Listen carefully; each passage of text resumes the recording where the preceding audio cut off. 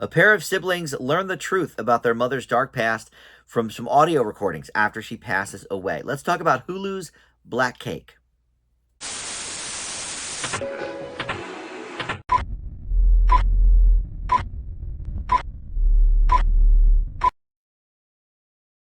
Hey guys, Dan here. This is Dan Reviews It. Welcome to my TV review for the Hulu series Black Cake. This is streaming right now, and it is a self-contained miniseries, so all the episodes are streaming, and this is, like many streaming shows these days, based on a best-selling book. And the book in question, also called Black Cake, it's authored by Charmaine Wilkerson, but this was her debut novel, and before it was even published, there was a bidding war for the movie and TV rights for this story. So obviously, a big deal, I guess, sort of in publishing circles, but Oprah got the rights to it, and so her production company is the one behind this.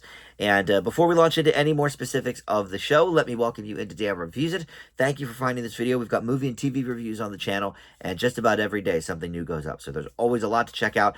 Please consider subscribing, click that like button, comment below, and check out my links as well in the description. I have a Letterboxd where you can check out all the movies that I'm currently watching and the ratings for my previous movies.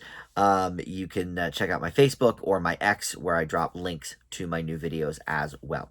All right, so Black Cake, like most of the books turned movies or TV shows that I review on here, I was unfamiliar with the source material. I had not really heard of it, but it was a big bestseller, and so now we have the Hulu version, and this features a bunch of people that, quite honestly, I'm unfamiliar with. Chipo Chung and Mia Isaac are sort of the main stars, and they play the deceased. So the mother dies like in the first few scenes of the first episode. So not really a spoiler. Definitely the basis for the series. And so they play the younger version of the mother and her friend. And then we have the two siblings, Adrienne Warren and Ashley Thomas, play Betty and Byron. And they are the two siblings in the present day who do not have a good relationship with each other, but as part of their mother's will, they have to listen to these audio recordings together. And she hopes that they will find peace through that with each other. But as a result, it also reveals her entire previous life, and even her name is not what they thought it was. So a lot of intrigue there, mystery, and what have you. Glenn Turman is in this, who is really the only person I recognize, and he was recently in Rustin, and I talked about him a little bit in my Rustin interview as well. I know him from way back in a different world from the sitcom from the 80s, but he's been appearing in a lot of movies lately, and he plays sort of the estate manager or whatever. I don't know what they call it. The guy that reads the will, but he also knew the mother, as more of a friend as well. So he sort of factors in a couple of different ways with this story. But so look, this is pretty good dramatically, but the biggest flaw by a mile is that, now granted, I didn't watch the whole thing.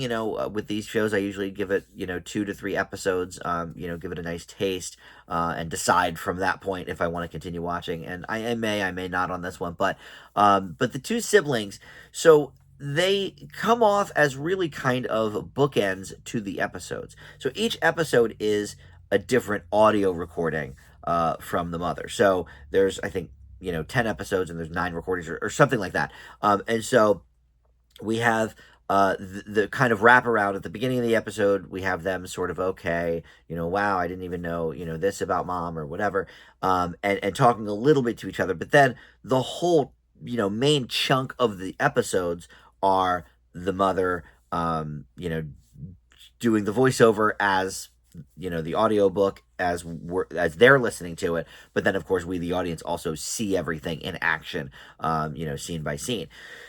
And then we go back to the kids again at the end, and they're not kids, of course, they're in their, I don't know, 30s or maybe even 40s, but anyway, the point is their characters are just not fleshed out at all. And my guess is probably as we move along, and especially maybe in those final couple of episodes, we'll, kind of get back to them a little bit more and learn a little bit about them and their stuff or whatever. But as a result, we also don't know anything about the mother. So all the stuff on the audiobook, yeah, it makes for a nice story and it makes for, an interesting, mystery or whatever. And okay, let's learn about this person. But we knew nothing about her originally. It's not like it's a character that we're familiar with. So, when she passes away, the third scene into the first episode, okay, we got a couple of bits of information. She likes surfing and whatever.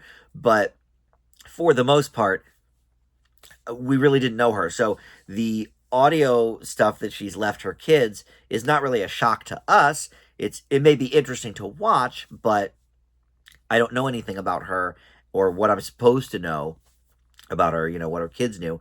And then I just didn't care about the kid story. So this was a little bit of a mixed bag. Definitely interesting in those flashbacks, which is the bulk of the show. So for that, it's certainly worth a watch, I think.